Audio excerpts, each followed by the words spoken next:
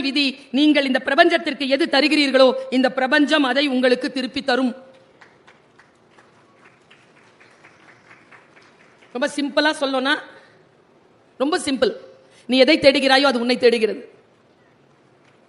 இதை நான் ஒரு 17-18 வயசு பசங்க இருக்கிற காலேஜில் சொல்லிட்டேன். ஒருத்தன் எழுந்து கேட்கறான், மேடம் இன்னொரு வாட்டி சொல்லுங்க. நீ எதை தேடுகிறாயோ அது உன்னை தேடுகிறது. நிஜமாவா மேடம்? நம்பலாமா? டே நான் அதை சொல்லலடா. நீங்கள் பயத்தை தேடுகிறீர்களா? பயம் உங்களை தேடும். நீங்கள் மரணத்தை தேடுகிறீர்களா? மரணம் உங்களை தேடும். கீழே விழுந்துருவீங்க. உங்கள் மனம் மிக மிக பலமானது. பிரபஞ்சத்தோடு அது கனெக்டட். இது நான் சொல்லுவது சத்தியம். இது சயின்ஸ். இது ஒன்னும் நம்பிக்கையின் பார்ப்பட்டு நான் சொல்லல, இது சயின்ஸ்.